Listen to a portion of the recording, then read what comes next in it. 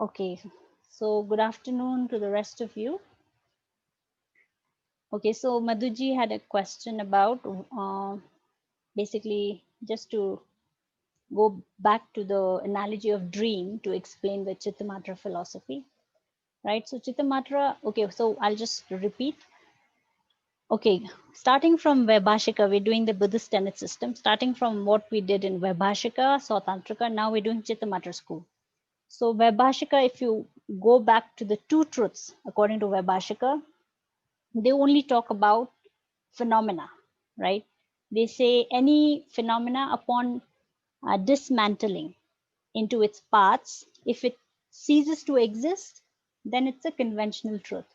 If it, after dismantling into its parts, if it does not cease to exist, as it, the identity does not cease, then it becomes an ultimate truth, right?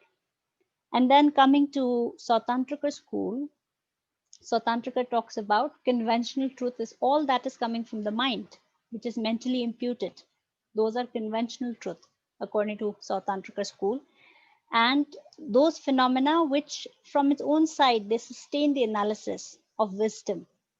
They are permanent, like the permanent phenomena, they are the ultimate truth, according to South Tantrika.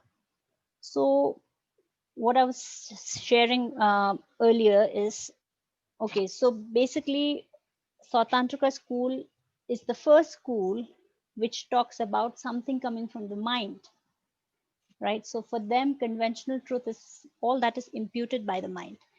And then comes Chittamatra school, where Chittamatra is saying everything is the extension of your mind.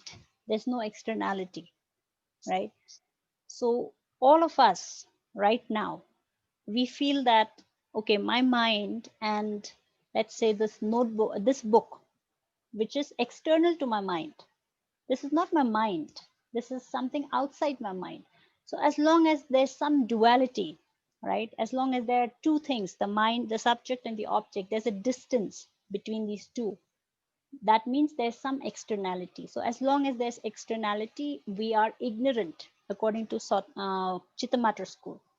So upon waking up as in upon, okay, upon actually realizing the wisdom of emptiness, what happens is this externality disappears. You see the emptiness of externality. So that is when you wake up from the dream, you realize that dream ghost was just coming from your mind. So this is how Chittamatra talks about, right? And they also talk about, okay, so I think I gave three analogies to explain Chittamatra school. Okay, so is there anyone who remembers the three analogies, different analogies? One being the dream, which I just mentioned. The other two? Okay, so is there anyone who remembers?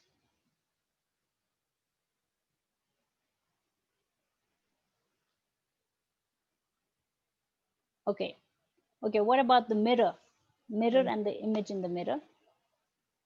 So they also give the analogy of the mirror and the image in the mirror.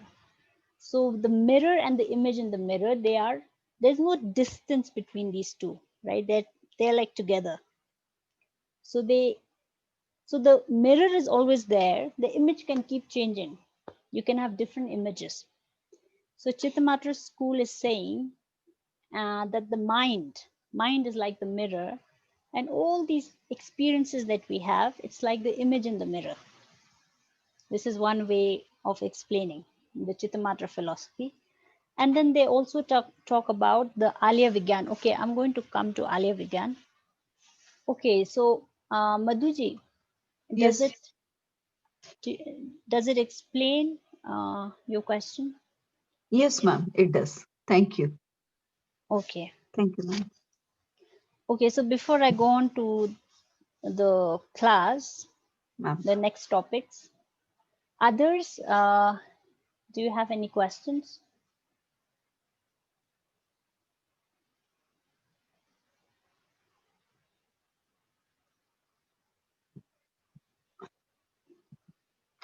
Okay, so if you have any questions, we'll do the questions and then we'll go on to the next topic.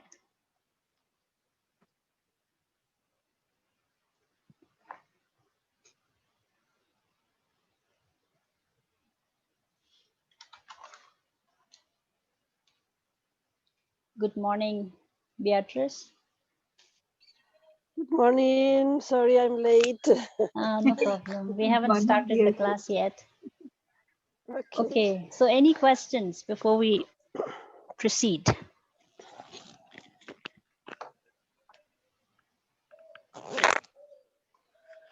Okay, no questions. Ma'am, would you repeat the imputed nature, please? Okay, you The want me to? definition. It Okay, may be. okay, definition of imputed nature. Okay, so I'll repeat. Okay, before that, can anyone tell me how many natures are explained? 3, ma'am. Three, Yes. ma'am. Okay, Tashila, what are the three natures? Imputed nature, Mm-hmm. other nature, and Not or other. Other powered nature. other power nature. Mm-hmm. Sorry, ma'am. And last one is thoroughly nature, thoroughly establishing nature. Established nature. Okay, Mm. very nice. Okay. Okay, so this is for Sangamitra ji. You can just jot down the definition of imputed nature. Those that do not exist ultimately,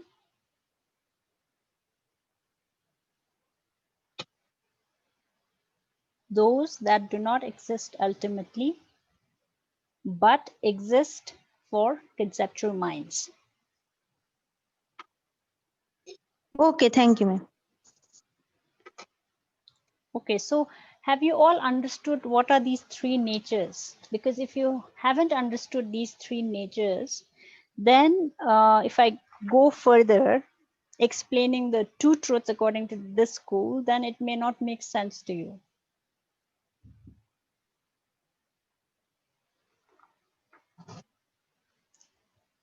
Okay, so please feel free. I'll repeat again. These three natures, the imputed nature, other powered nature, thoroughly established nature, these three natures, we have to understand them very clearly. Only then we can proceed further, because if you don't understand what are these three natures, then to explain the two truths, the ultimate truth and the conventional truth according to Chittamatra school, things may not become clear to you. So have you all understood these three natures? Ma'am, can you explain in one line, like brief? Can you brief out them so that if someone or like if there is Okay, any issue? okay,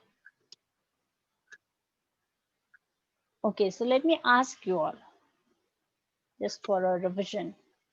Okay, so okay. So we talked about, we did the classification of phenomena, and we got how many? We got 4 of them, and we put them in under these 3 natures, right? So what are those 4 that we got after the classification?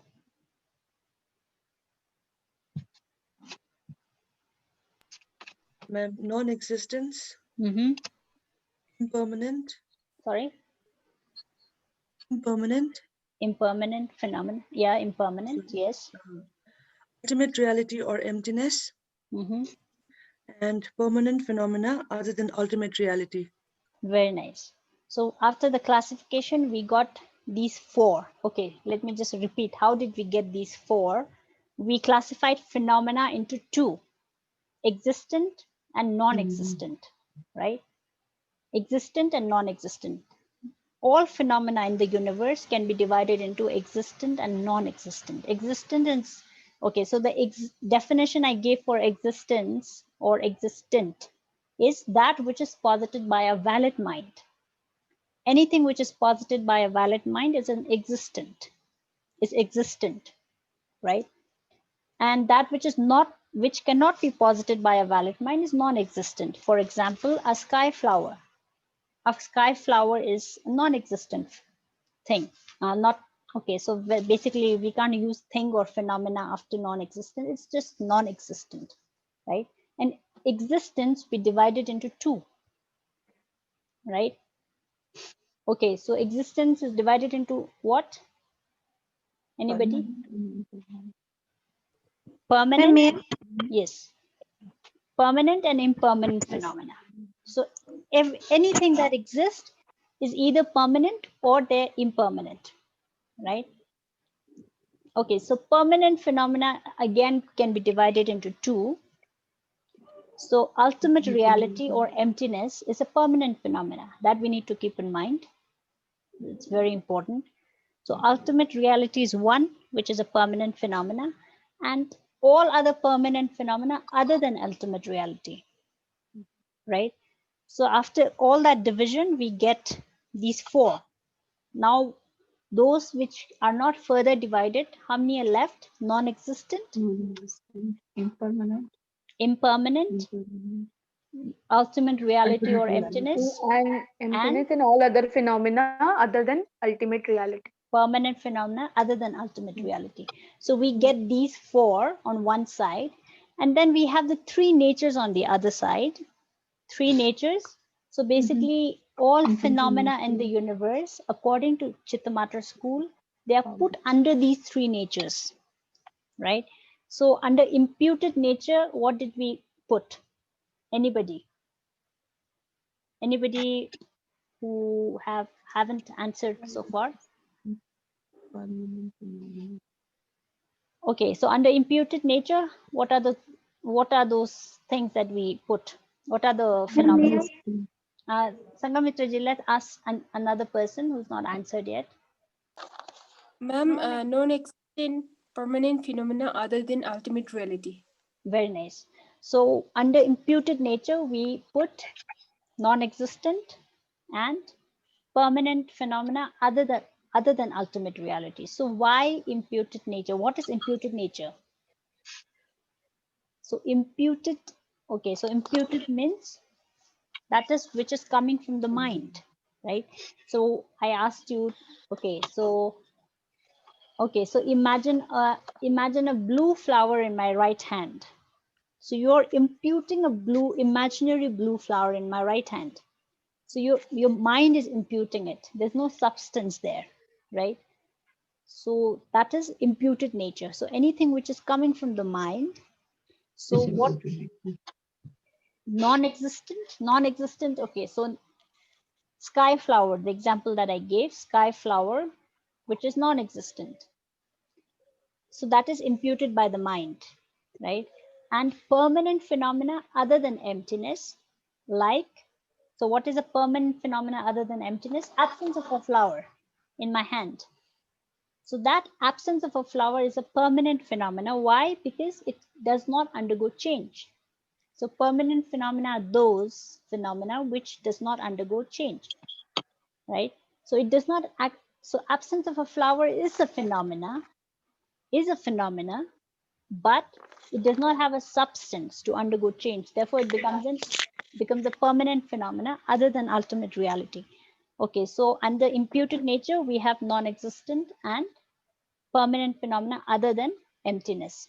And the next is other powered nature, right? Other powered nature means, okay, by the very term other powered, which means these phenomena, they come about because of the power of other causes and conditions, by the power of other causes and conditions. And we put impermanent under this category, under the other powered nature. So all impermanent phenomena, like this pen is an impermanent phenomena. We put it under the other powered nature. Why other powered nature? Because this pen comes about or is produced by the power of other causes and conditions, right? Do you all agree? This pen did not just, this is not imputed by your mind. This is coming from Where? Based on other causes and conditions, right? Because somebody had to make the plastic in the factory, right? So before making the plastic, somebody had to do some research and create something called plastic. So there are so many other causes and conditions. Only then, and then somebody had to create this concept of pen Yes. as a tool. So there are so many causes and conditions. Because of the coming together of all these causes and conditions, this other powered nature, which is impermanent phenomena, comes into being. Okay, so that is other powered nature. Okay, and then the thoroughly established nature, the last one, under which we put emptiness or ultimate reality. So why thoroughly established? Because after this ultimate reality is thoroughly established, right? The emptiness, the wisdom of emptiness is a thoroughly established phenomena. It means beyond this, there's nothing more to establish. This is the ultimate truth. So these are the three natures. So Chittamatra school talks about these three natures. Okay, so if you've all understood these three natures, then we can next go on to the two truths according to Chittamatra school. Ma'am, I wanted to know that how will imaginary blue flower be a permanent phenomenon? How is it the imaginary blue flower a permanent phenomena? Yes, ma'am.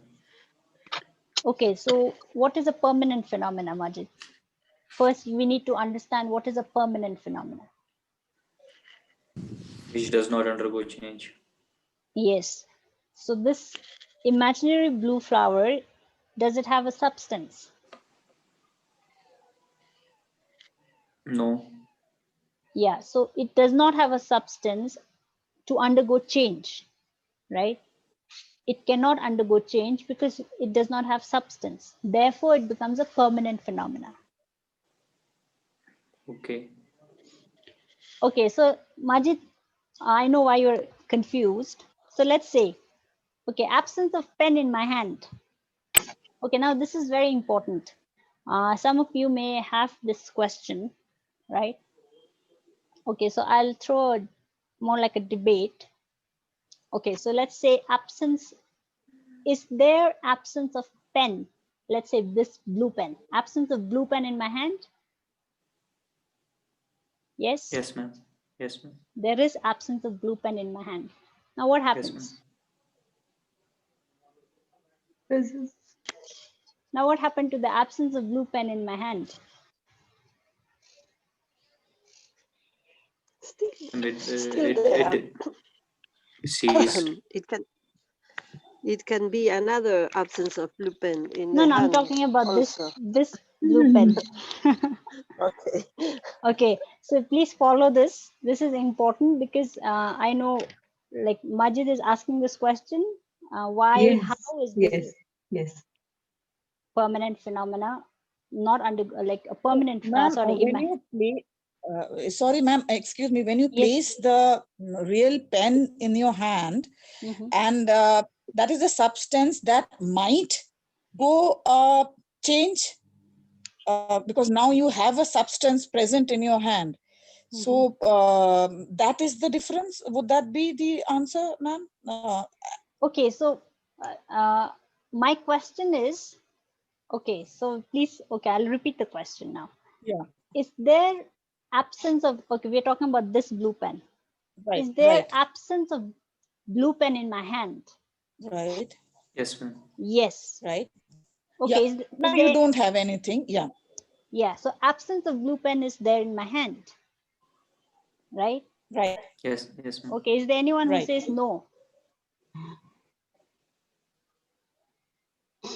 Okay. Everyone says absence of blue pen is there in my hand, left hand. Okay. Right. Now I put the pen, the blue pen in my hand. Now what happens to the absence of blue pen? Absence ceases to exist. Yeah. Okay. So is that absence of blue pen changing? It has Yes. changed. Because you have fixed the pen.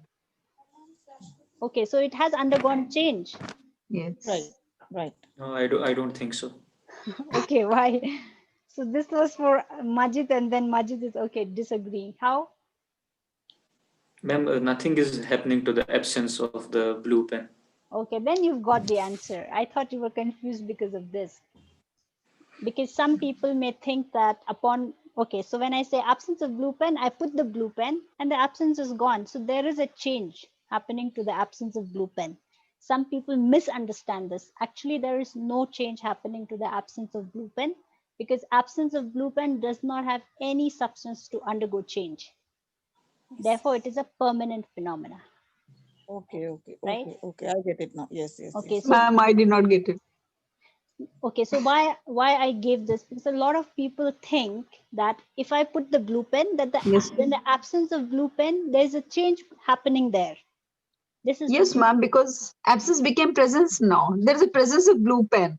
Because you showed the pen and then you showed the absence, the same pen. If it was an imaginary pen, Mhm. if you say absence of an imaginary pen, then our imaginations are different. I remember we discussed in the class where you said an imaginary pink flower. Because imaginary pink flower is all different. But showing the pen and saying absence of this pen, and then you are making it present, to me, it is undergoing change. I may be wrong, so I need to learn from you.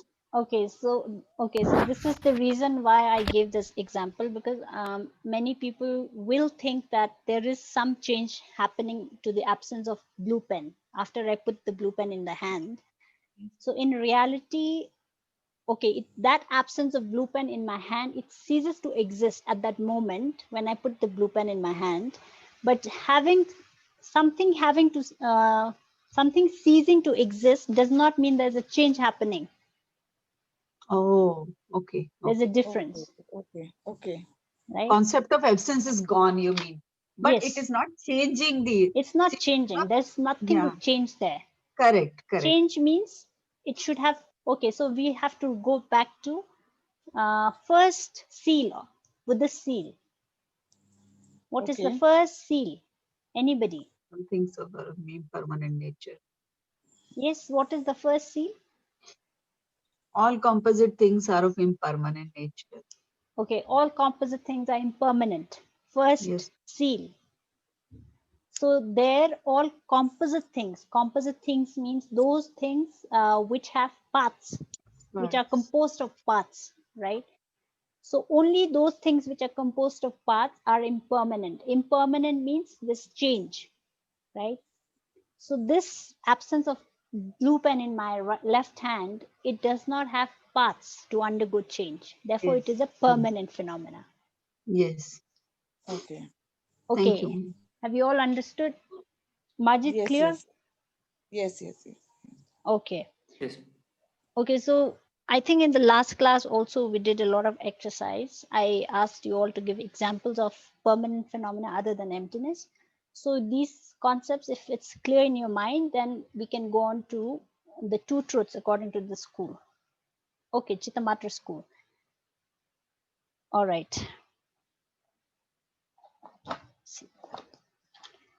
Okay, now I have another question for you all.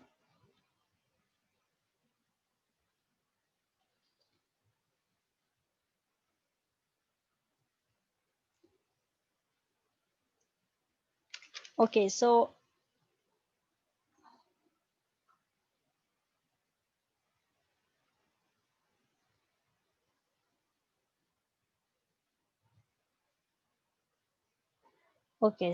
should I ask the question or should I? Okay, let's say. Okay, I have a question for you all. Externality. Have you all understood what is externality according to this school?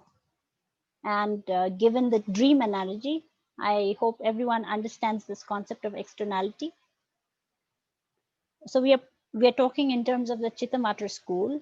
Externality, it comes under which of the three natures? Imputed nature, other powered nature, thoroughly established nature. Of the three natures, externality comes under which of the three natures? Imputed nature, How? because externality means duality, means the mind and the object there between the two there must be a distance, we think that, and due to ignorance we think that, but this is not the reality. That's why this is called externality or duality. Duality in our thought, duality in our conception, our perception. Okay, very nice. Okay. Externality is imputed nature according to Sangamitra ji. What about others?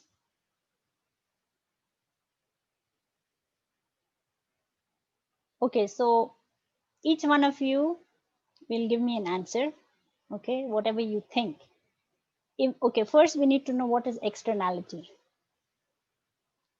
I hope that is clear. According to Chittamatra school, just think of the dream analogy. When you're dreaming, while you're in the dream, you see externality. You see the dream goes to exist outside of your mind. That is externality. And when you wake up from that dream, you realize that, oh, this dream ghost was actually coming from my own mind. It was not really outside of my mind. Then your fear, anxiety, everything just disappears, right? So that is externality. So this externality right now, according to Chittamatra school, all of us, we are in a dream. We are dreaming. We see everything outside of our mind, which means we are samsaric beings.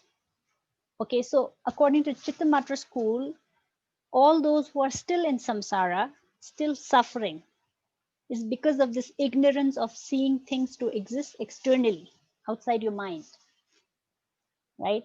So this is externality. So what, according to Chittamatra school, which of the three natures would externality fall in? Okay, so each one of you, I'm going to give 2 or 3 minutes, 2 minutes to think, right? And then each one of you is going to give me an answer with, of course, with an explanation as to why. Okay, so another hint is you can also relate it to the four things that we did after classification. We got 4 things: non-existent, impermanent, ultimate reality, and permanent phenomena other than ultimate reality. So externality can be put in either of these 4, which you can relate it to the 3 natures. So, okay, 2 minutes to reason out.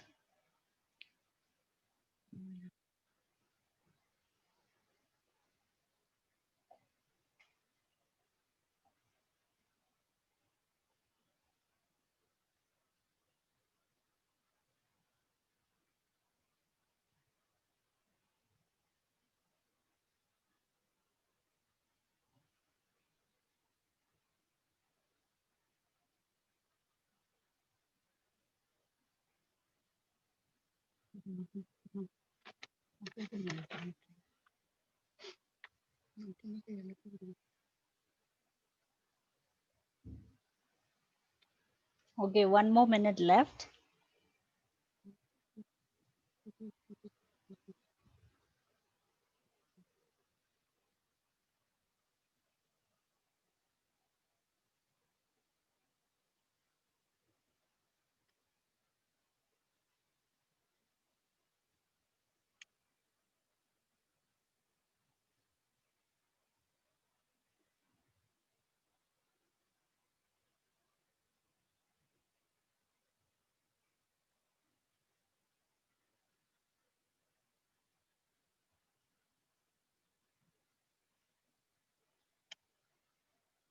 Okay.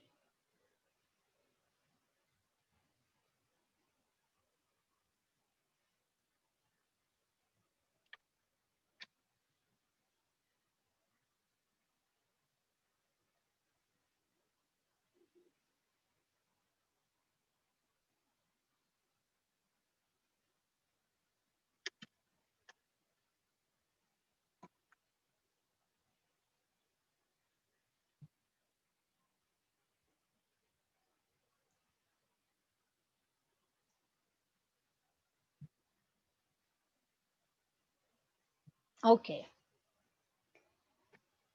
Okay, so who would like to give the answer?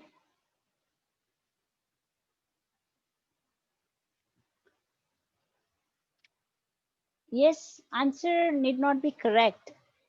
The main purpose is for you to use your reasonings, right? So as long as you're using your mind to reason out, that's perfect. Okay, okay, let's not waste time. Let's quickly share what you came up with. Okay, externality, which of the three natures it falls into? Impermanent. Yes, Madhuji, would you like to start? Ma'am, I believe it's impermanent. Okay, how? Yeah. Because when you say externality, something which is not coming from inside, okay, and it exists outside. So I mean, things whatever are existing are of impermanent nature. So that's why I believe externality. I mean, they are like, for me, for my understanding, they both are synonymous words. They are representing each other. Externality and impermanent. They both are changeable words. Okay, That's how I understand. okay. So we have to keep in mind, we have to all think that we are Chittamatrans. Yes, ma'am. Right? Mind only. Yes, Mind mind only. only. So you have to only think that, okay, you have to think that you are Chittamatrans. And you have this ignorance of seeing things to exist externally. Externally. Yes. Yes. Okay. Madhuji said it's an impermanent phenomena. Okay, that comes under other powered nature, right? Hmm. So this is other powered nature according to Madhuji. Okay, next. Anybody else? Yes, quickly.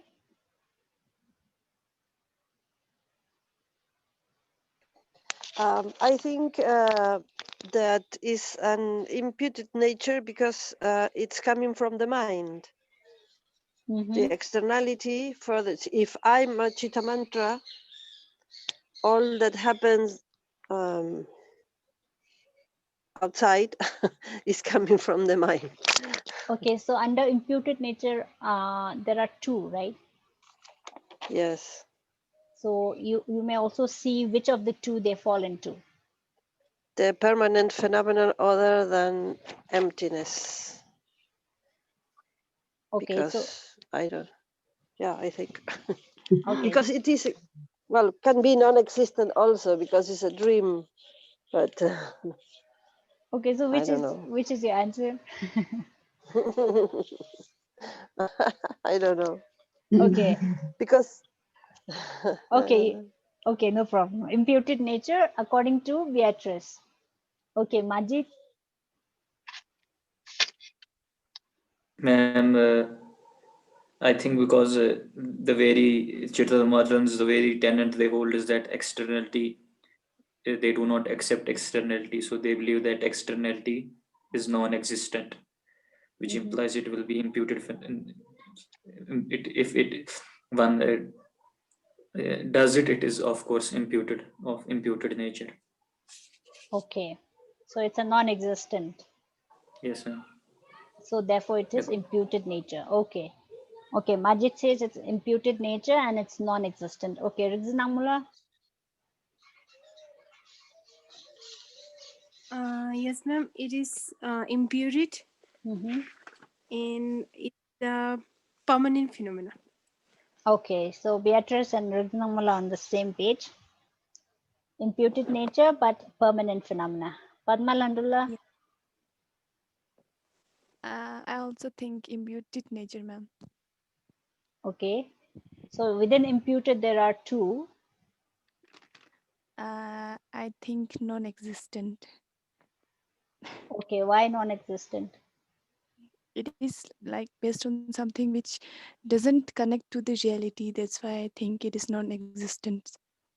Okay, okay, okay. Ritala, what's your answer?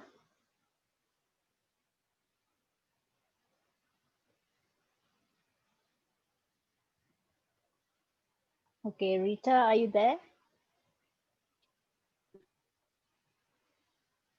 Okay, looks like she's Ma'am, actually I am here, but there is a signal problem at my place. Okay, I So can hear you. yeah, but Yes. I lost connection, so I was not able to hear the question actually. So from last 5 minutes, I was just wondering what you are asking actually. I just got to know that I should what is the in which category imputed nature is going to fall. This No, is no, the question. no. No, no. My Okay. question is externality, Okay. which is according to Chittamatra school, what they talk about externality, they say Hmm. there's no externality. They reject externality, Yes, ma'am. Yes, yes. Chittamatra school. So this externality, it falls under which of the three natures? Imputed nature, other powered nature, thoroughly established nature. Okay, okay. So that's the question. Okay, ma'am. Okay. Okay, so you can take some time. Okay, so Yeah, I'll sure, go ma'am. on to the next. Dr. Lopamudraji. Okay, so Dr. Lopamudraji, she had to miss the previous classes because of her. Yes, ma'am. Actually, I'm just listening to the answers of people. So I think I'll just give this a miss, and I'm Yeah, yeah, thinking yeah. about the entire thing, trying to catch up with some of the last 2 weeks classes which I missed. So very sorry, ma'am. So No, no, no, no problem. I think I'll I catch up. understand.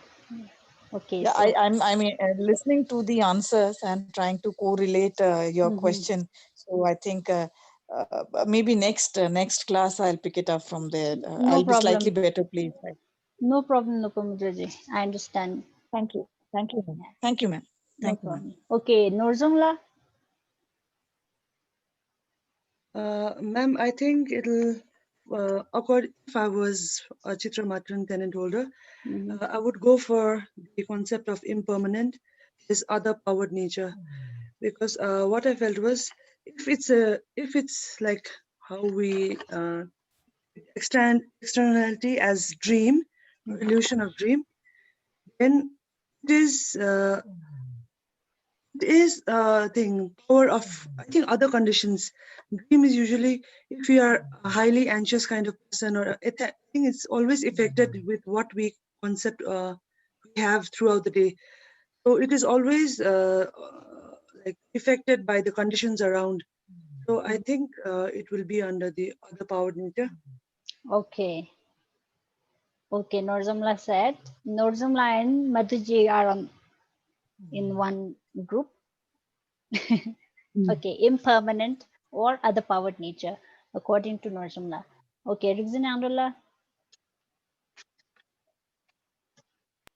Ma'am, I think it should come under imputed nature because according to Chittamatra school, the externality, they did not accept the externality. So it may seem like externality does not exist for them. So it may be existent. Non-existent and imputed nature. Okay. Okay, next, Rajdeep, would you like to try? Yes, ma'am, I think it's imputed nature of permanent type. Okay, imputed nature, permanent phenomena. Yes, ma'am. Okay, so Padmalandola, Beatrice, Rajdeep, you all are in one group, right? Okay, Yusufla, I think you just joined a little while ago. I don't, hello? Okay, so Yusufla, I think he missed the previous. Okay, Sound Romala also joined just a while ago. Okay, so Hello. yes, Yusufla, did you? I missed the earlier class. Yes, yes, yes, I I know. was having an exam, so Yeah, no problem, no problem. I'm not making. Thank No you. problem. So, okay, no problem if you missed the previous classes. So, for those of you who are following every class, okay, so looks like everybody has given the answers. Okay, so the answer is externality is non-existent and it's an imputed phenomena. Now, it comes under imputed nature. So those of you who gave the answer, imputed nature and non-existent. Why non-existent? Like what Alexandra just said, they don't believe in externality. So therefore they say that externality is non-existent. It doesn't exist. But because of our ignorance, we see this externality, which is non-existent.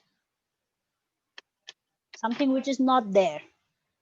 Okay, so if somebody who's hallucinating and seeing a tiger in the room, okay, let's say if I'm hallucinating, I see a tiger in this room. So this tiger in this room is non-existent, right?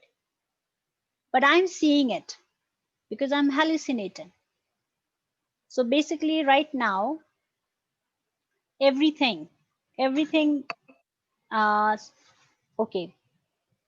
So when you, according to Chittamatra, if you see externality, you are seeing something which is non-existent, which is being imputed by the mind. It is So you are hallucinated. You are hallucinate. It's an hallucination. Yeah, this is just according to Chittamatra. Yes. According to Chittamatra. Not Okay. exactly hallucination, but this is just an example. How when you hallucinate, you do see things outside of your mind, right? So if I'm hallucinating, I see a tiger in this room.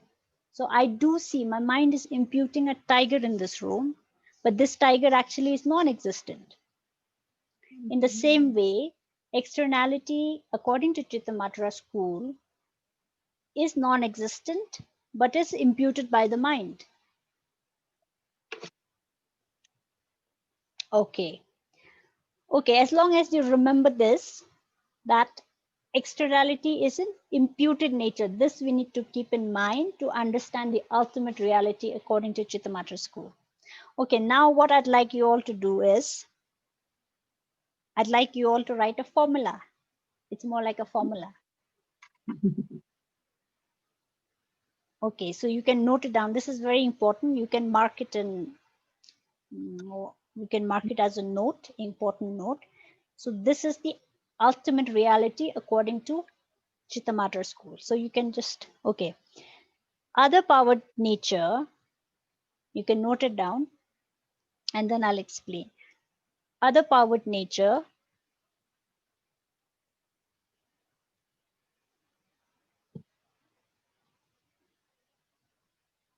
being empty of imputed nature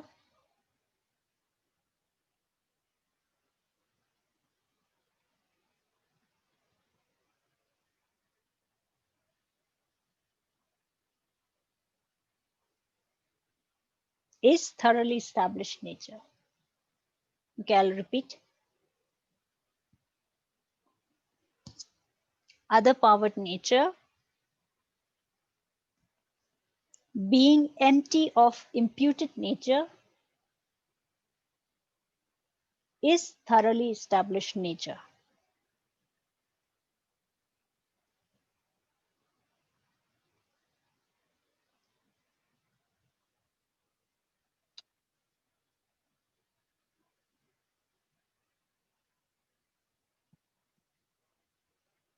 Okay, I'll repeat again. Other powered nature being empty of imputed nature is thoroughly established nature. Okay. Have you understood what it means? So this is to understand the ultimate reality according to Chittamatra school. Okay, so other powered nature. Okay, can anyone give me an example of other powered nature?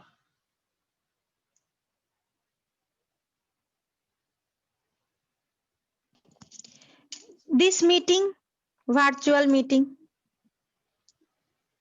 Okay, this virtual class is an other, right? This virtual class is an other It powered. depends on other causes and conditions, Right. electricity or Yes, internet connection. Okay, so this virtual class as an other powered nature, we take that as an example. Okay, Okay, let's take a very simple example, Sangamitraji.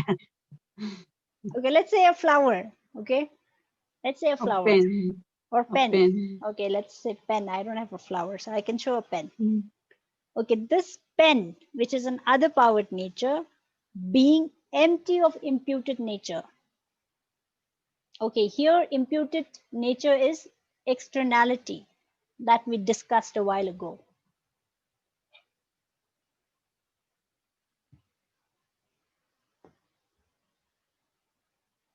So when you're talking about imputed nature here, in this context, we're talking about externality.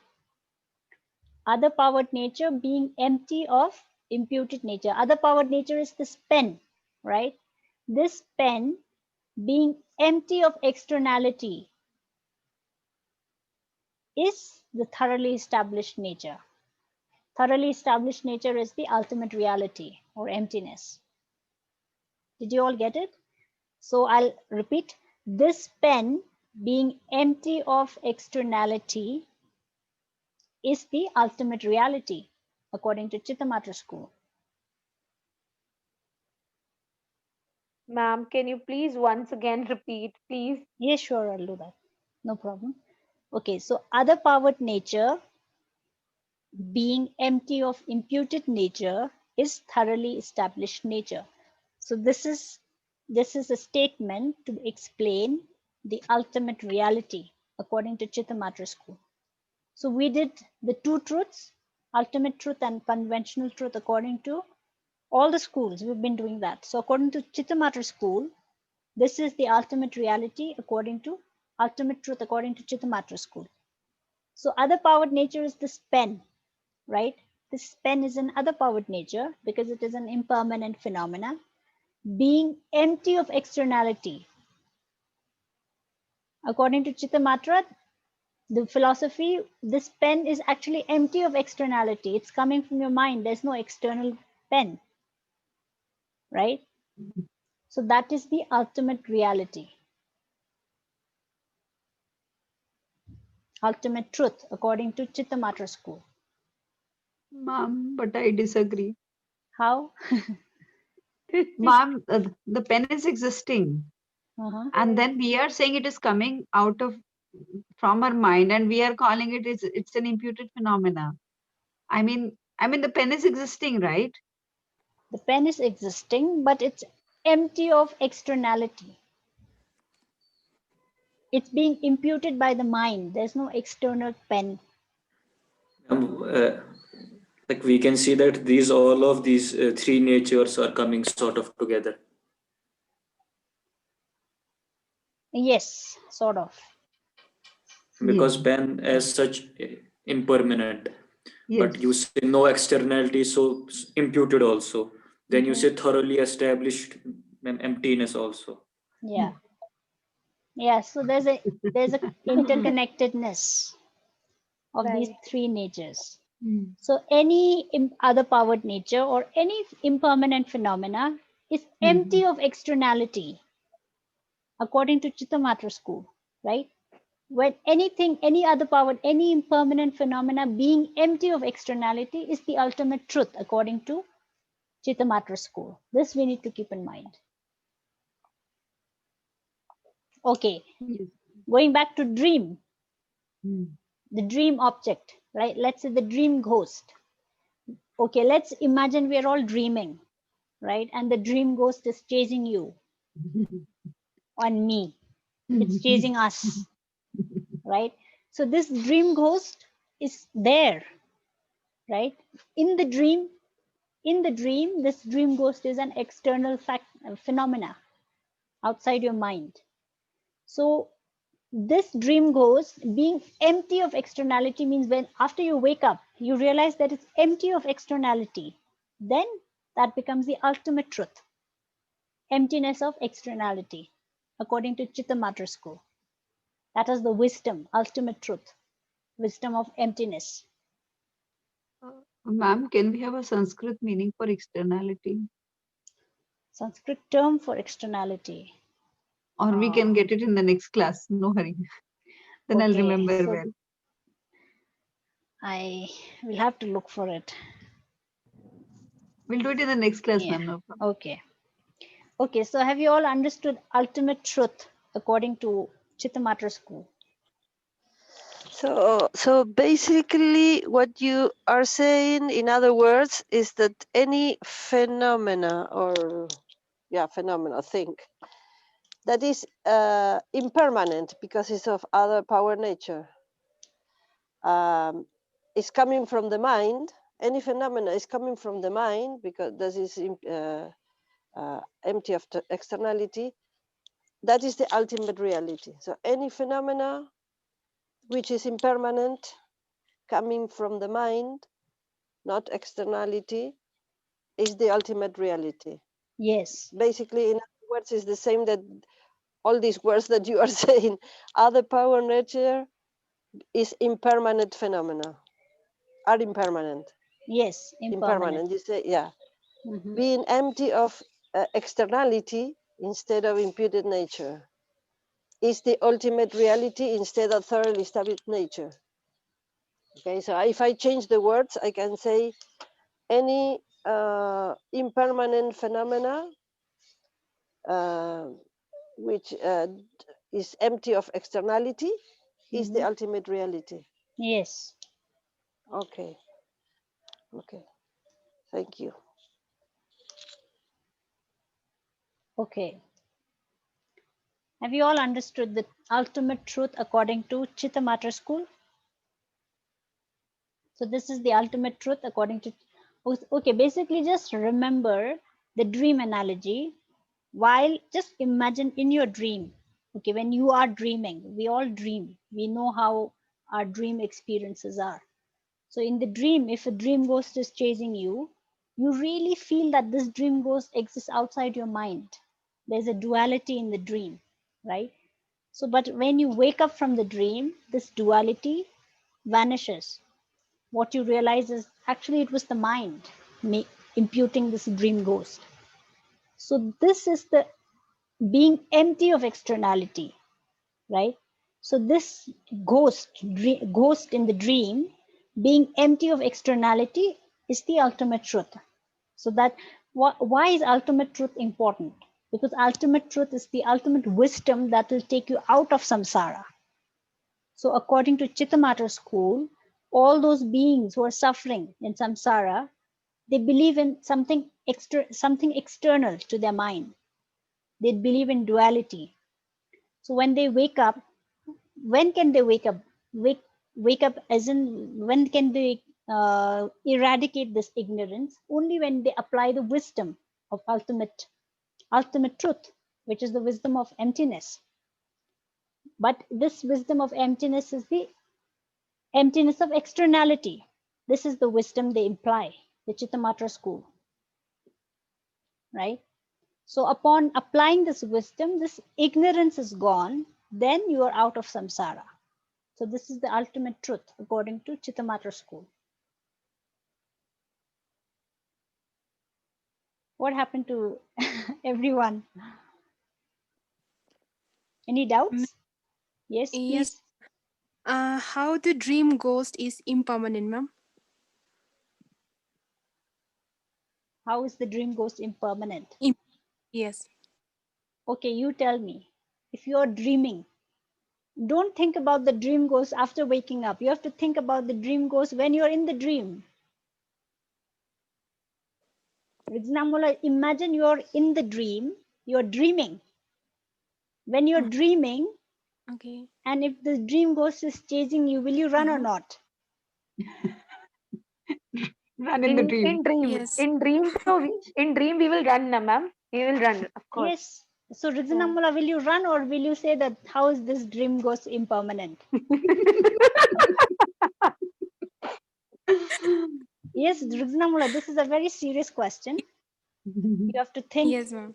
So, in your dream, when you're dreaming, you are seeing this dream ghost as an impermanent, other powered nature, which is why you're running, right? This dream ghost has the power to eat you up, Make right? momos out of you. Yeah, so that's why we have fear, because we know that this is a other powered nature or impermanent phenomena coming to chase you. Okay. Do you agree? Yes, ma'am. Oh, okay. Upon waking up, then you have all sorts of questions. How is this impermanent and this and that? So basically, upon waking up, this concept of impermanent phenomena, other powered nature, they all sort of vanish because you're already out of it. Mm. Thank you, ma'am. Okay, so this is a very serious question, what she asked, right? So we cannot apply other powered nature after waking up, because after waking up, you're already out of samsara. Okay. Okay, so have you all got ultimate truth according to Chittamatra school? Other powered nature, being empty of imputed nature, is thoroughly established nature, which means, okay, the pen being empty of externality, or let's say the dream ghost, the ghost in your dream. So there's a difference between dream ghost and the ghost in your dream. Okay, so when I say ghost in your dream, it's a real ghost that's coming to eat you up. The ghost in your dream, being empty of externality, is the ultimate truth, right? Ma'am, So, could you please once again explain this empty of externality? okay, empty of externality means, okay, so you're dreaming, right? Okay, Nurjumla, let's imagine you're dreaming right now. Okay, so you're dreaming, and this dream ghost, the dream ghost in your dream is coming to is chasing you, and you're running. And then your mother wakes you up the next moment, right? So when you wake up from the dream, what happens? Ma'am, I feel like that was just a dream and I'll be relieved. Yeah, you're no more in fear. Why? Because you know that the dream ghost, that ghost in the dream that was chasing you, is coming from your own mind, right? Ma'am, how do I understand it with the example of pen? For the ghost dream scenario, I could explain myself somehow, but with The this pen. example of Okay. pen. Okay, let's say in the dream, you're dreaming again, and there's a pen. Okay, I think one of the classes earlier, we talked about one of the most expensive pen, Yes, ma'am. Mont Blanc, Mont Blanc. which cost like what, a few lakhs or a few thousands? I don't know, a lakh. So there are pens like which are made of gold and stuff, Gold, right? yes, ma'am. So, okay, just think in your dream you have a Mont Blanc pen that you lost in your dream. You lost a Mont Blanc pen in your dream, and you're going through a lot of what happens when you lose something so valuable, right? And then you wake up from the dream. What happens? That Mont Blanc pen, being empty of externality, is the ultimate truth. Do you realize now? Can you apply? Ma'am, Not it means clear. Still not clear? Yeah, ma'am, little bit more confusion is there. Yes, tell me. Try to explain where's the confusion. Me losing the Mont Blanc pen and the anxiousness and the stress I was under. Mm-hmm. So when that is relieved, Mm-hmm. so when I wake up, I'm relieved. And in this process, I realized that it was the pen was empty of externality. Yes. So that's why I have relief and Yes. a sense of like relaxing. Yes. So why were you so anxious in your dream after losing this Mont Blanc pen? Because you see this Mont Blanc pen as something coming from outside of your mind, externally. Ma'am, what if it's a scenario where in reality I lose something valuable like that? Can Chitra Matran still feel that okay, this was just something valuable because I accepted it to be valuable. So would Chitra actually give up on looking for it or worrying about it, realizing that it is just my mind which is thinking it is valuable? Yes, that is exactly what Chittamatra says, the ultimate truth. So they apply the wisdom. Wisdom is what? Ultimate truth is the wisdom, wisdom of emptiness of externality. When they apply this wisdom, they get rid of all the anxieties and mental, what do you say? The disturbance, mental disturbance, suffering. So that, which is why ultimate truth is very important in each of these 4 schools, because you apply this wisdom ultimately to come out of that state of suffering. Okay, so another thing I should mention is Chittamatra school is also known as Yogachara school or Vigyanvad. And one thing we must remember is Chittamatra school is written, this school, this tenet system is written from the point of view of yogis. So this is the yogi's perception, right? So maybe that's why it's difficult for all of us to fathom this concept of things being empty of externality. So only somebody who's a yogi, who's a practicing yogi, their perception of things is very much like illusion. So this tenet system is written from the point of view of yogis. That is why it's called a Yogachara school. Yog. How? So basically, somebody who understands Chittamatra school, they are already yogis. So their perception of the world is really like dream. They're seeing a dream. Basically, they know that whatever they're seeing is just like dream or illusion. But for ordinary people like us, we have this ignorance to see things as externally. Okay, but don't worry too much because this school is also rejected by the higher school, Prasangika, right? Okay, another important thing is, okay, another important thing I should share. Okay, so what are the 4 schools? Vaibhashika, second. Tantrika. Tantrika, third. Madhyamika. No, third. Chittamatra. Chittamatra. Chitramatrika, I'm sorry. Okay, so one thing I'll request all of you, right? We are just left with 7 more classes, right? By the time we finish this course, please at least have these 4 schools on your fingertips. This is the least I would expect from you all, right? And it's not necessary that you have to know all the tenet system well. This is just an introduction, right? At least having these 4 schools on your fingertips, this is the least that is expected. Okay, so Vaibhashika, in Tibetan it's called Dodepa. Sorry, Jetak Mawa. Jetak Mawa. Vaibhashika, Swatantrika, which is Dodepa. Swatantrika, Dodepa in Tibetan. And then Chittamatra, Chittamatra or Yogachara. Same Champa, Chittamatra or Yogachara school or Vigyanvad. Sometimes it's called Vigyanvad. Chittamatra school or Sem Champa and Madhyamika school. Within Madhyamika, there are 2. So Tantrika Madhyamika and Prasangika Madhyamika. Prasangika Madhyamika is the highest school. Highest school in the sense, this is the ultimate intent of the Buddha. The ultimate wisdom that Buddha wanted to teach is the Prasangika view. This we must keep in mind. But that does not mean that the other lower schools are undermined. No. Only when you understand the lower schools, you will have a clear understanding of the highest intent, which is the Prasangika view.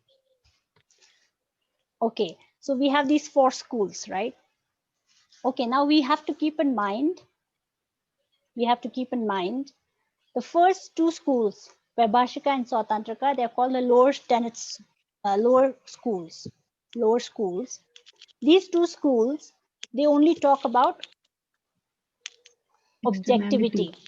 They talk about objectivity. They say that things exist objectively. Okay, this is a very important concept that I'm sharing with you all, right?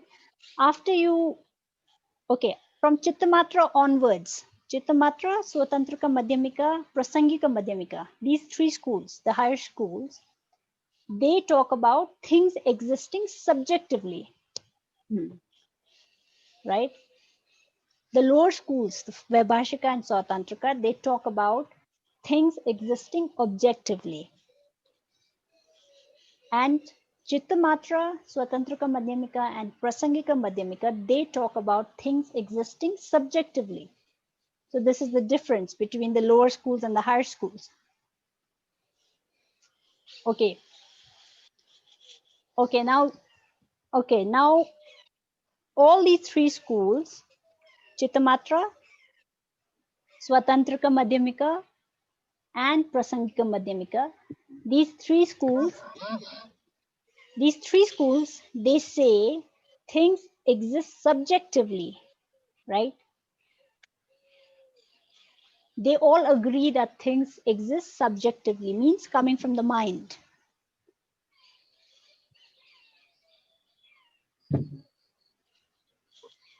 But okay, so but this subjectivity of Chittamatra, how Chittamatra understands subjectivity, how Swatantrika Madhyamika understands subjectivity, and how Prasangika Madhyamika understands subjectivity, they differ. They all differ in terms of their subjectivity. So as you go from Chittamatra to Swatantrika Madhyamika to Prasangika Madhyamika, this subjectivity becomes subtler, right? So subjectivity means coming from the mind. So seeing something, okay, example I'll give you is water. Remember we did this example before. Water, H2O, and electrons, protons, and neutrons, right? You can see water in three ways: as H2O, as hydrogen and oxygen molecules, and also as electrons, protons, and neutrons. You can see the same object in three different ways, right? So seeing the water as water, it's a very gross form, right? And then you go a little subtler. You see hydrogen and oxygen molecules. And then you see the electrons, protons, and neutrons. That's even more subtler. So likewise, subjectivity, when these higher schools, Chittamatra, Swatantrika Madhyamika, and Prasangika Madhyamika, they say everything exists subjectively. This subjectivity differs in these three schools, the higher schools, right? Okay, now we have to write for Chittamatra school, subjectivity versus externality. So when they talk about subjectivity, it's opposed to externality. And for Madhyamika, subjectivity versus objectivity. This we need to keep in mind. Though both the schools, Chittamatra and Madhyamika, they talk about subjectivity, how do they differ? They differ in terms of how they differ, subjectivity versus externality. So basically, Chittamatra school is rejecting externality. And then Madhyamika school, subjectivity versus objectivity, how things exist objectively, right? Okay, so within Madhyamika, there are two, Prasangika Madhyamika and Swatantrika Madhyamika. So Swatantrika Madhyamika, they say there's 50% objectivity, 50% subjectivity. That's what Swatantrika Madhyamika says. 50-50, there's 50% from the object, 50% from the subject. That's what Swatantrika Madhyamika says.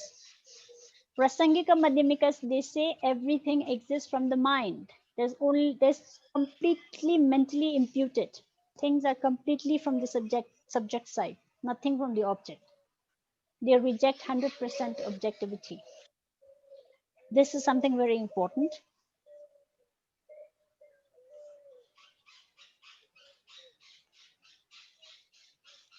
Okay. Okay, any questions thus far? Ma'am, 4 points what we wrote right now, I will repeat, then I'll have my question. Subjectivity versus externality is as per Chittamatra school. Subjectivity versus objectivity is part of Madhyamika school. As per two branches of Madhyamika, Swatantrika Madhyamika says 50% subject and 50% object. Prasangika Madhyamika says 100% subject and 0% object. Did we write about Vibhashika?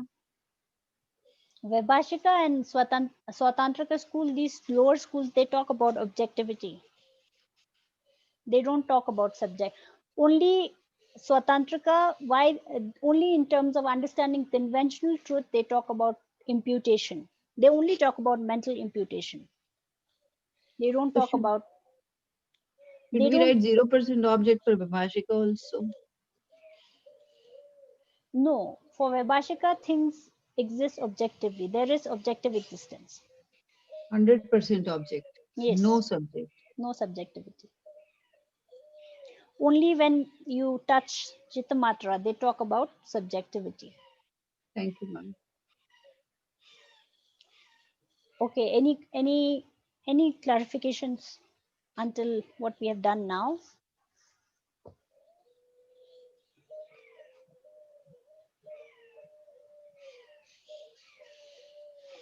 Yes. Okay. Looks like Chittamatra school is quite boring. It's hard to digest, right? That things are dreamlike. Things are like illusion. Okay, now going on to the assertion on the subjects. So we are doing assertion on the basis, which has two parts, assertion on the object and assertion on the subject. So we are done with assertion on the object. Now going to the assertion on the subject. There are three points that we did for other schools, which is similar to the school. Anybody? Under assertion on subjects. And there are 3 points. If there's anybody who would like to share, what are those 3 points? Person, consciousness, and label or terms. No, thank you, Beatrice. So there are 3: person. How does Chittamatra understand the person or the self? According to Chittamatra, what is the self, the person? And then what is consciousness? Second is consciousness. Third is terms or labels. So we're going to understand these 3. Not difficult. Okay, so according to, okay, so I had mentioned. Sorry. Yes. Sorry. You till now you only talk about ultimate truth, not conventional. Oh, sorry. Yes. Okay. It's coming now. Sorry. Yes. Okay. Conventional truth is. Okay, you can just write conventional truth. All other powered nature and imputed nature. All other powered. Yes. All ALL. All other powered nature and imputed nature other than non-existent. They are all conventional truth.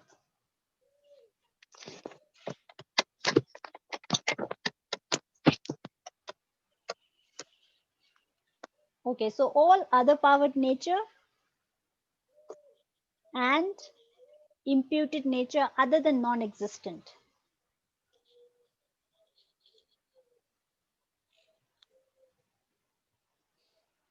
Other than non-existent, they are conventional truth according to Chittamatra school. Okay, have you all got it? Yes, ma'am. Other powered nature and imputed nature other than non-existent. They all fall under the conventional truth. Thank you, Beatrice. I got totally carried away. All right. So now going to assertion on the subject. Okay, so person. The first is the person. Okay, so Chittamatra school, there are two types. One following the scriptures, one following reasoning. So there's one group of Chittamatrans who follow the scriptures, and one group of Chittamatrans who follow the reasoning, right? Okay, so those who follow the scriptures, they say the person is, they designate this person or the self as the Alya Vijnana.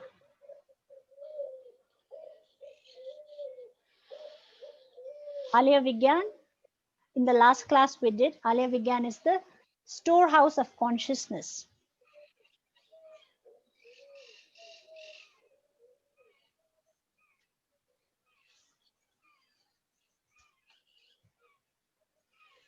Okay, I had given an example to explain Alya Vijnan in the last class.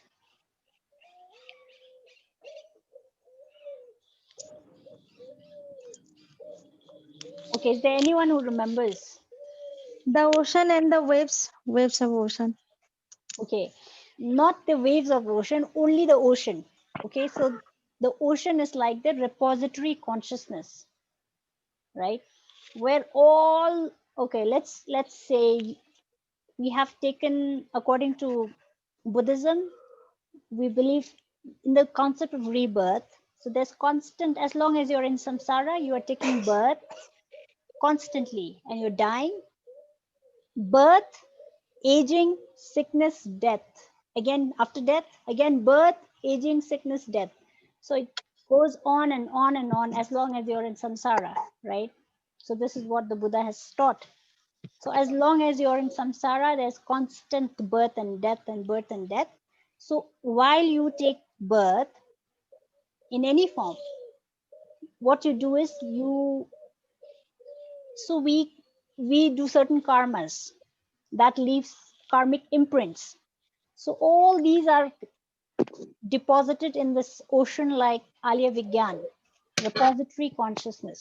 It's like a storehouse, right? So when you take birth again, let's say you're in the mother's womb, right? When you're in the mother's womb, you don't just come out of the mother's womb. What happens first? So the mother's egg and the father's sperm, they come together, and then a small embryo is formed. And slowly the eyes, the ears, all these physical body, it starts forming, right? And then slowly when these organs form, slowly the baby, the embryo inside the body, mother's womb, they start having this consciousness, the eye consciousness, ear consciousness, right? And then finally, when the child is out, when the child is born out of the womb, what happens? All these experiences come about. So these are like the karmic wind. So the waves are like the karmic wind. So when there's a wind, the waves form, right? So all these mental experiences, perceptions that take place, they're like the waves that are formed on the ocean. And then you spend a whole lifetime, right? These waves are there, constant waves, and you're creating new karmas. You're leaving new imprints, right? And then there comes a time when you die. When we die, what happens? Again, all these karma, the imprints, they go back to the Alya Vijnan. Again, another birth happens. So this, according to the Chittamatra school following scriptures, they believe this Alya Vijnan to be the self or the person. They designate this Alya Vijnan to be the person or the self. In Tibetan, it's called Gangzak. Gangzak means person or the self, right? And Chittamatra following reasoning, they believe that mental consciousness to be the self. It is very similar to Sautantrika school. They say that the mental consciousness is the self, the mind, the mental consciousness. Okay, how many consciousnesses are there, which is accepted by all Buddhist schools? Anybody?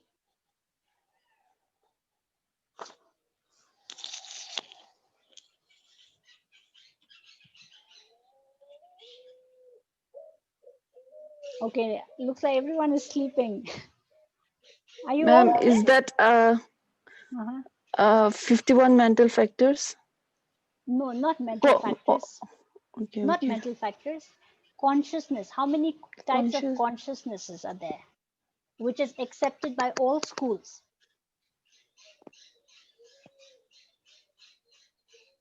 7.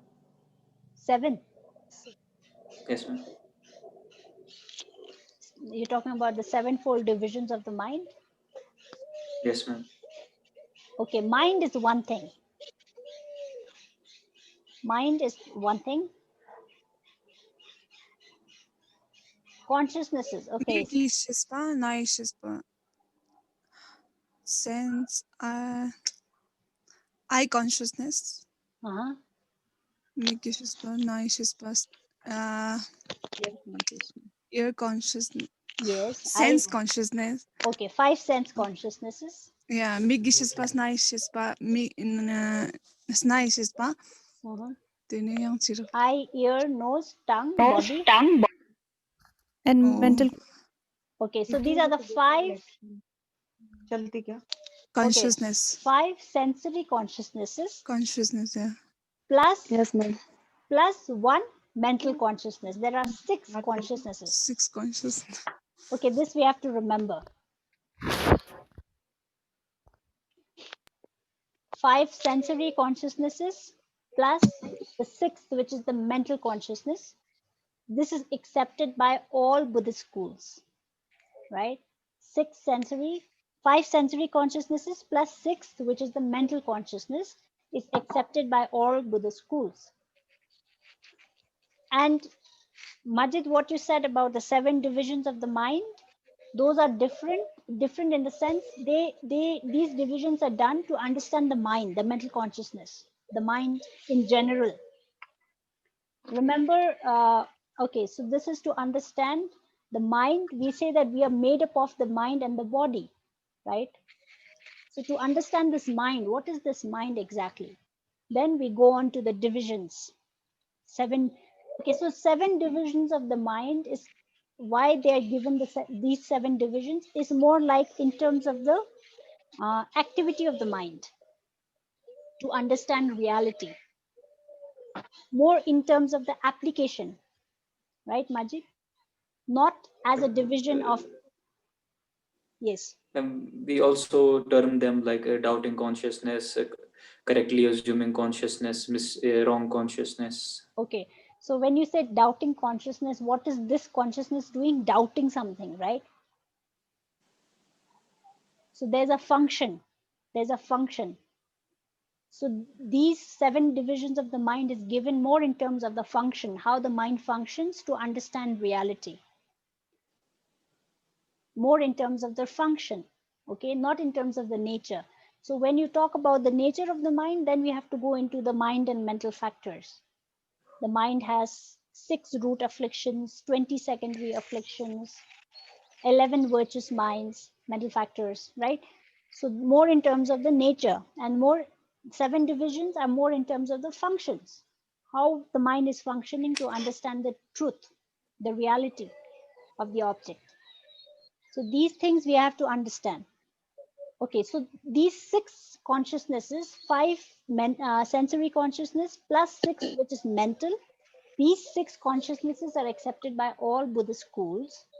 And the 6th, which is the mental consciousness, is accepted as the self, according to Chittamatra school, following reasoning. This we need to keep in mind. Okay, another question to all of you. So you all accept you have eye consciousness. Do you accept you have eye consciousness? Why? How? How? We can see. We can see. You can see. Okay. Ear consciousness? You can hear. We can hear. Yes. So because we have ear consciousness, we are able to have this class, right? If we did not have this ear consciousness, this class is not possible, right?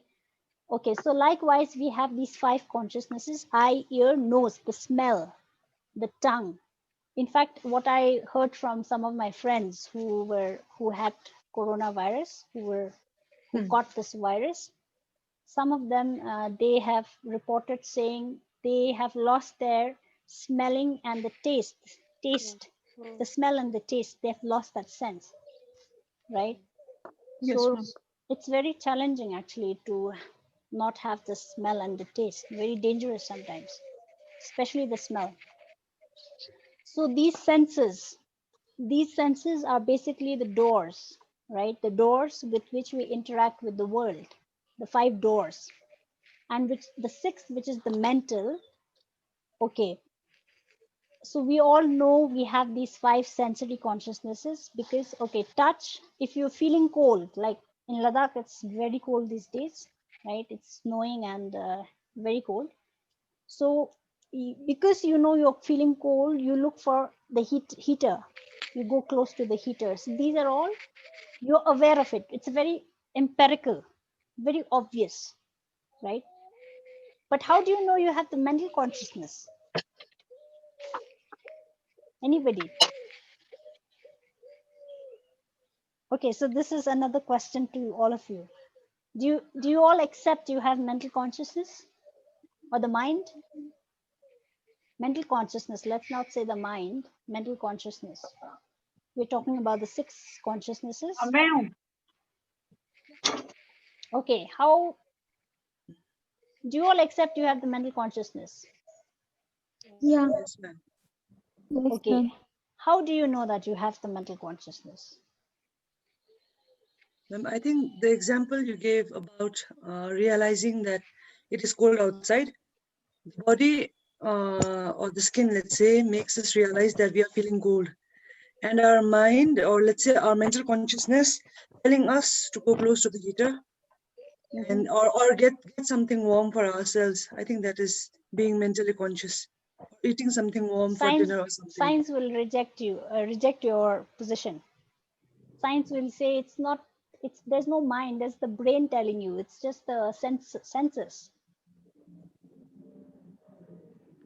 Ma'am, what about preparing a warm dinner? Like, have you Tibetans usually drink a lot of thukpa for dinner because we belong to a cold place and it's always been like that. So we could have eaten any other form of rice or any other form of food, specifically the soupy food. I think that's a part So, of. so have you all studied, I think, I'm sure we have all studied this concept of reflex action in science. Yes, ma'am. I remember studying it in school, mugging up literally. Touching the Right? hot ones, When you touch a hot iron, what happens? we pull back. You pull back automatically. Nobody, you don't even have a time to think, right? You don't even get 1 second of the time to think that, oh, I touched the hot iron. No, you won't get a time. Automatically it goes back. So there, what's happening according to science? The brain is sent an information so fast, right? And the brain tells you, remove your hand, it's hot. Reflex action, right? So this is according to this is according to science, right? Science, they do not believe in the concept of mind.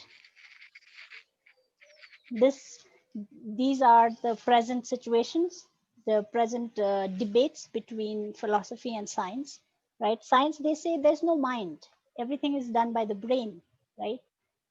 So, but when I asked you all, do you believe that you have mental consciousness, you all said yes. Because we all have a different mentality. Every person, they have their own feelings, own mentality. They are differ from each other. Okay, everybody Basis has. on mentality. Okay, what about others? How do you know that you have the mental consciousness? Because it gives us a power to tackle every situation. Even if we if we feel so cold in some place, like when if snowing somewhere and we feel cold, then if we think that it is too cold, then we feel too much cold. Otherwise, if our mind says us like it's it will be okay, then we will feel like Okay. I think.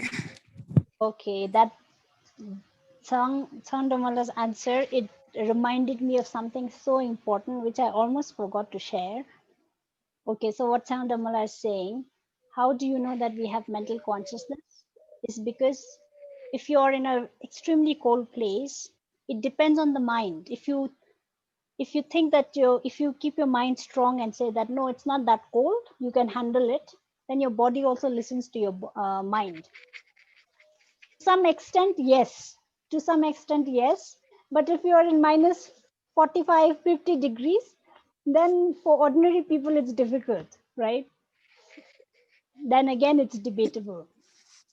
Okay, so, okay, that is interesting. So Soundamala's answer, it reminded me of something. Okay, so today I got a call from, okay, so I have a brother friend who lives in Canada. He's a Tibetan. I met him during one of the study retreats with Geshe Dori Damrullah, the director of Tibet House. Sorry. So when I met him many years ago at Bir, Himachal Pradesh, Bir, there's a beautiful place called Deer Park Institute, right? So if you have time and if you'd like to learn, so this is a very beautiful place. It's more like it's open to anybody. They keep having programs, and you can book a room. So they have dormitory system, very reasonable. The food is excellent, right? So once in a year, we do a study retreat with my teacher, Geshiduri Damrullah, at Deer Park Institute. So I met him there, and Geshe-la introduced me to, we call him Chocho Tashi. Chocho means elder brother, right? He is a nurse working in Canada at a hospital, right? So he is a father of two young boys, extremely compassionate person. I mean, it's really amazing to see somebody who lives an ordinary life in the sense a family, having a family, going to work every day, you know. So yet his mind is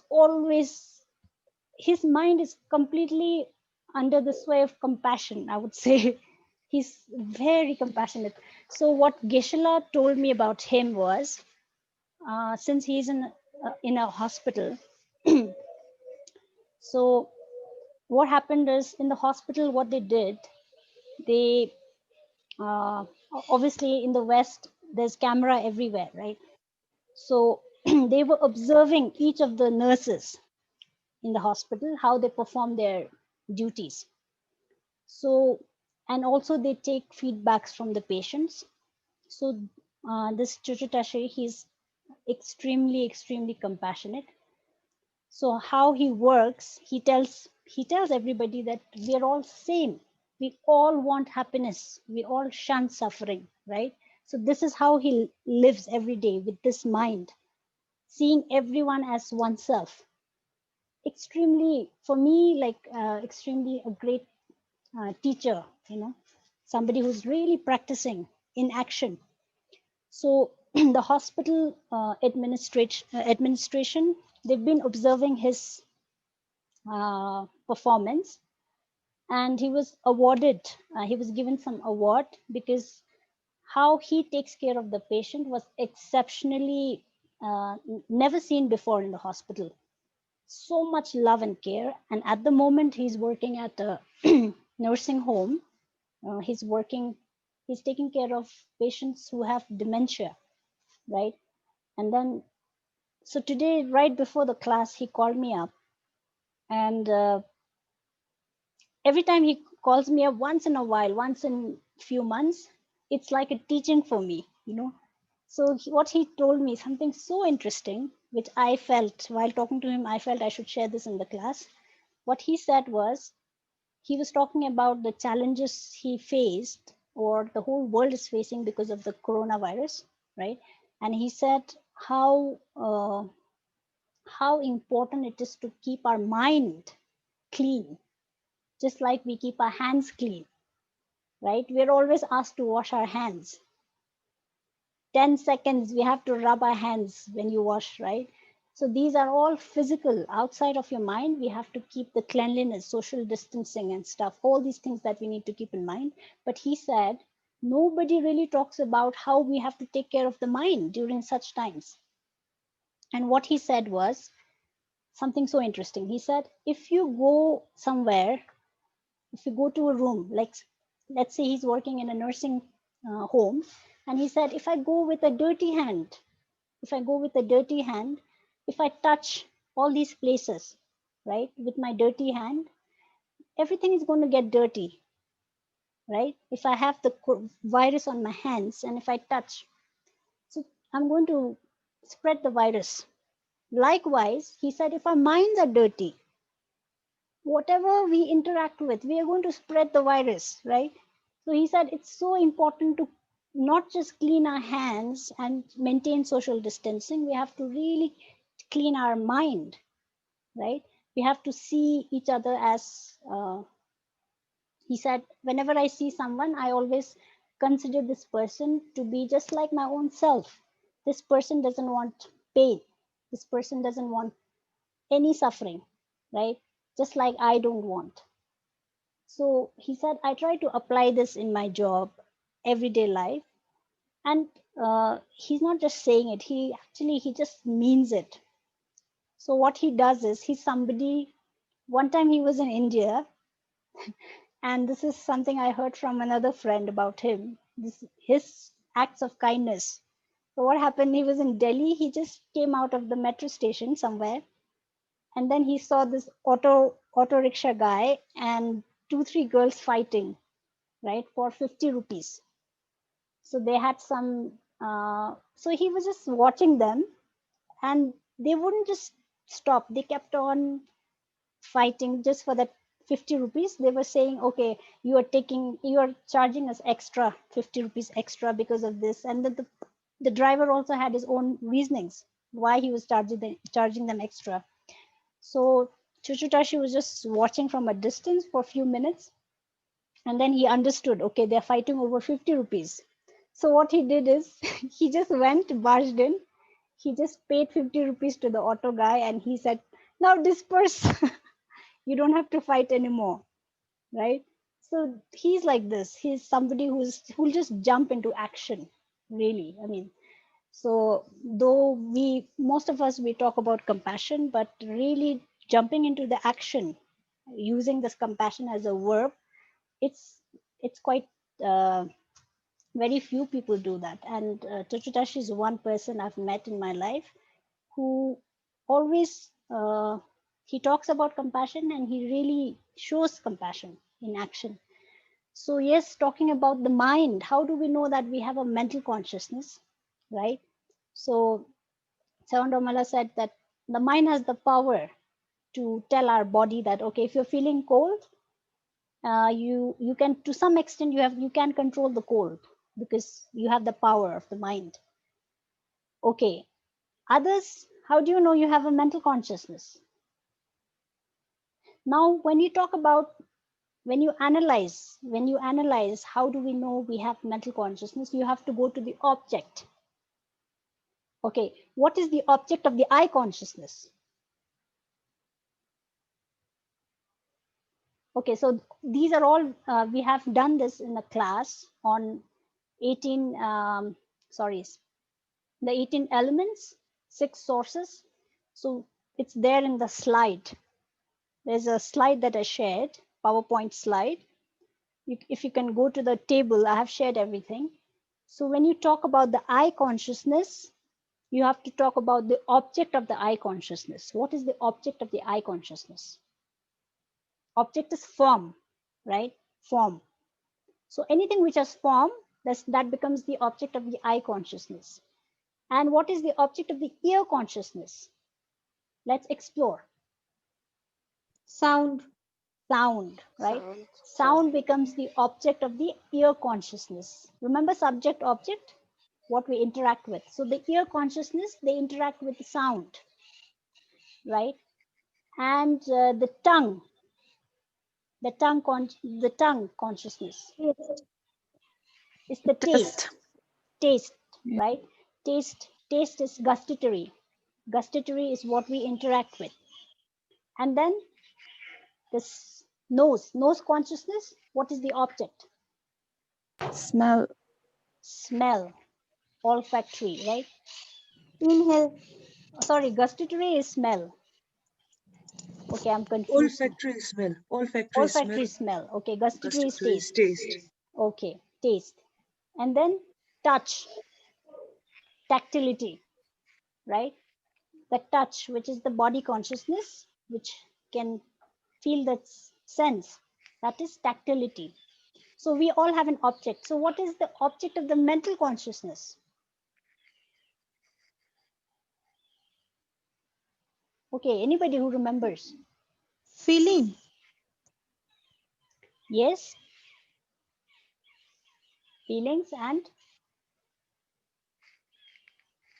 Thought. Can you say thought? thoughts. Aggregates. Not aggregates. Not really aggregates. Perceptions. Okay, so when you're talking about the mental consciousness, okay, how do you remember something? Memory. Memory, yes, memory is the object of mental consciousness, right? What else? You can only recollect what happened in the past because you have a mental consciousness. You cannot go back and see what happened 3 days ago, but you can remember it, right? And Ma'am, what about dreams? That is also connected to memory somehow? That exactly, you're recollecting dreams. your experiences when you are sleeping. Yes. So, and there is a factor called as, which is often referred to, though science does not really agree to it, a concept of deja vu, you know, a feeling that you have visited a place or you have done something earlier, which on and off, many of us, suddenly you have a feeling that you have done this before, or you have come here before, or, you know, you have heard a story before or something. Yes. So it's the feeling that you have that you have, has taken place earlier. So that is also somewhere the memory is trying to recollect some data from the past, you know. Yes, so that is also mental consciousness, the Yeah, feeling of deja exactly. vu, right? Exactly. And what about imagination? Yeah, Imagination I is guess. also done by mental Absolutely. consciousness. Yes, true. If you don't Yes, have ma'am. mental consciousness, you cannot imagine anything, True. right? You cannot imagine with your eye sense consciousness. You Yes, can't yes, imagine with your ear sense consciousness. You can only yes. imagine with your mental consciousness. True. Okay, so these things we need to explore, right? So mental consciousness is accepted as the person, according to Chittamatra school, following reasoning.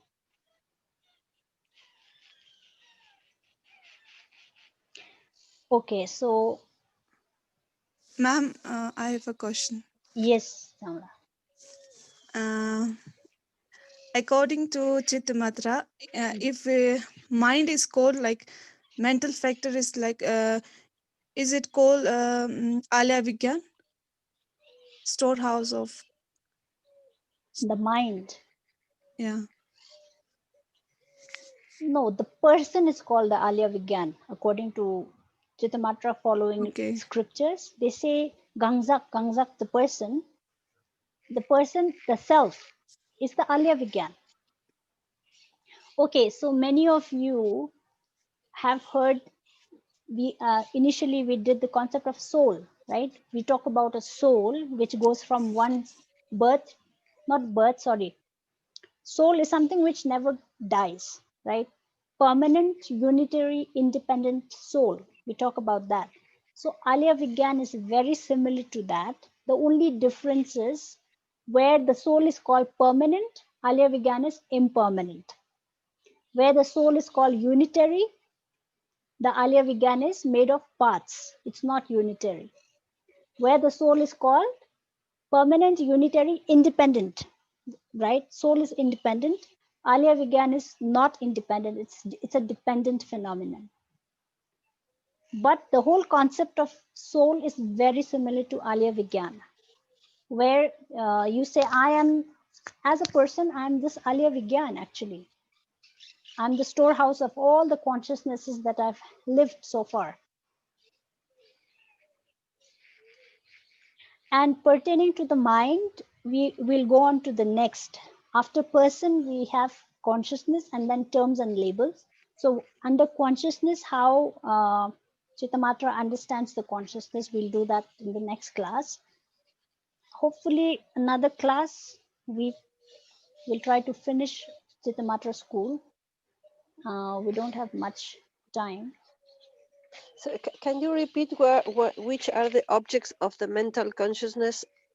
All that you say, apart from memory, imagination, Okay, feelings?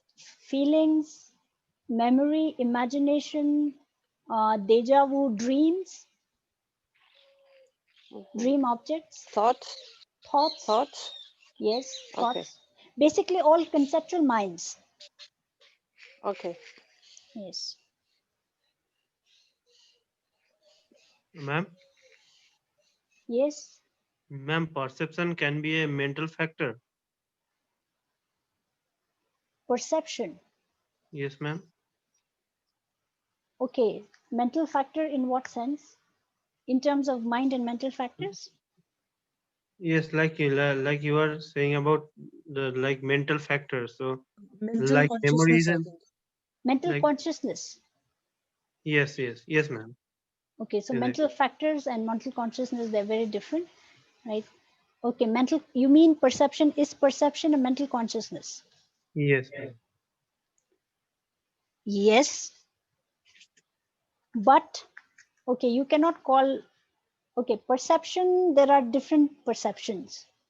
So your eye consciousness seeing the, let's say the pen, where's my pen? Okay, so this eye consciousness seeing the pen, this is also my perception, right? Yes, ma'am. This is my perception. And okay, let's say,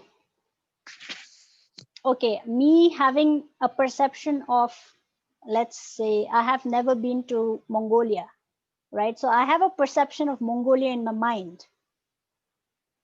Okay. My perception of Mongolia, right? So that is also a perception. So this is a mental consciousness. Whereas my eye consciousness seeing this pen is also in a loose sense. When we talk about perception, we say this is my perception.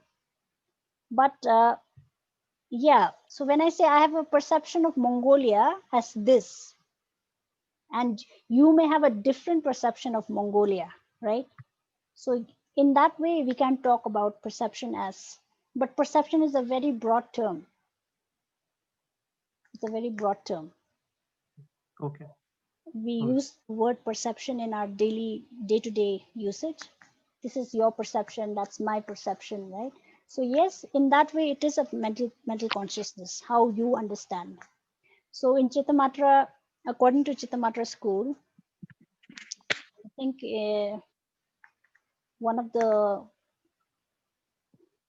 okay, so one of the analogies given is a beautiful woman, right? There's a beautiful woman standing to a very young man. This beautiful woman is an object of desire. Whereas for a tiger, for the tiger, this beautiful woman is food, right? So there are different perceptions. So this is what Chittamatra philosophy talks about, Vigyanvad, how your mind sees things. So the object is same. Yes. And it is like for water. If humans see the water and it is a water, same like this, ma'am. Yes. For people who are born in the human realm, we see the water to be water. Whereas those in the hell realm, when they see the water, they see only pus and blood, their perception. So these are examples given in the texts, Buddhist texts. There's a difference in the perception.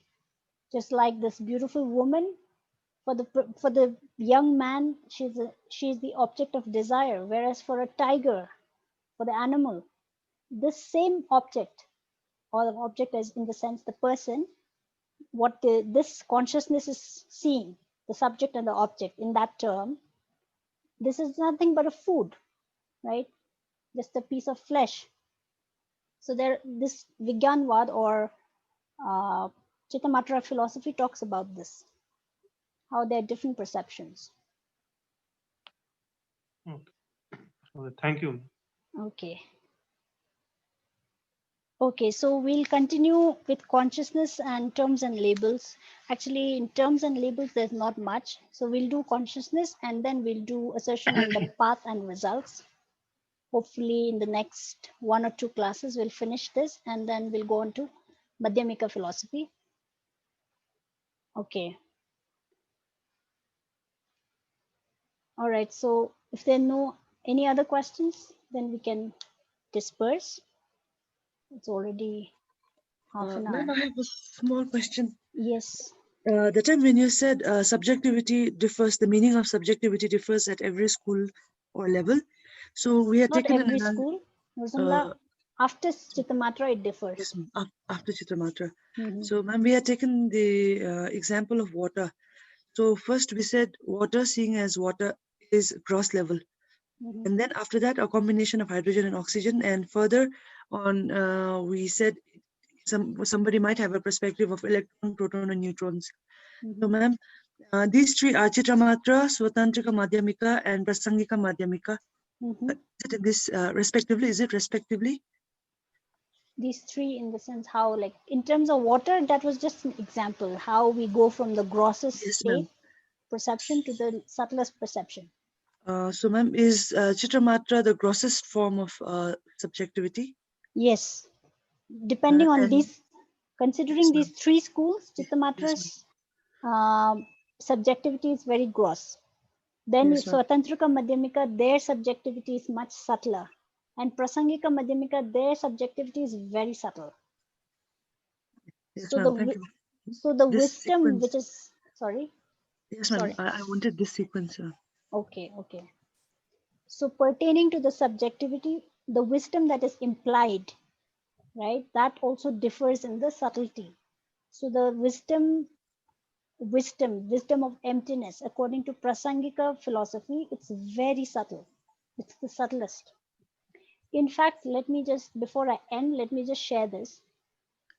Okay, so His Holiness has said, I don't know if I should say this publicly, but okay, so His Holiness, according to my teacher in the class, as he mentioned, His Holiness once said that Prasangika's view of emptiness is very, very close to quantum physics, what quantum physics talks about. So it doesn't matter that one has to be a Buddhist. Ultimately, our goal is to get rid of the negative emotions, our afflictions, so that we stop suffering, right? We stop having all these mental disturbances. That's the ultimate goal. So it seems His Holiness said even a quantum physicist, somebody who's really understood quantum physics and who's realized the quantum physics understanding of the very subtle understanding of quantum physics, somebody who somebody who applies this quantum physics, whatever the understanding, to the objects, His Holiness said that person's mental afflictions will come down, subside, basically. So what His Holiness meant to say is, one, it's not necessary for somebody to become a Buddhist and to study of course, studies are important, but not in terms of being a Buddhist, right? Basically, the ultimate purpose is to understand the reality, whether as a quantum physicist or as a Buddhist practitioner or as somebody who's just studying Buddhism as a subject. Ultimately, you have to have this wisdom of emptiness, which will help us subside our negative emotions. So this is what His Holiness said. So it's not, so Buddhism was, like I mentioned earlier many times, this ism, Buddhism was never existent at the time of Buddha. So we have created these isms so that not with a negative, not with anything to do with, mostly we are all vulnerable. As long as we are in samsara, we are vulnerable. And being vulnerable, we try to protect, we try to keep something, protect something, so which is good for us, right? We try to create boundaries so that we don't lose it. So therefore these isms came into being, right? So ultimately, yes, even as a quantum physicist, His Holiness said that. So ultimately the goal is our negative emotions should subside and we should be happier people, happier beings. That's the ultimate goal. So the quantum physics, what quantum physics talks about is very similar to the Prasangika view. For those of you who study quantum physics, will be helpful. Okay, so if no other questions, then we'll meet on Monday.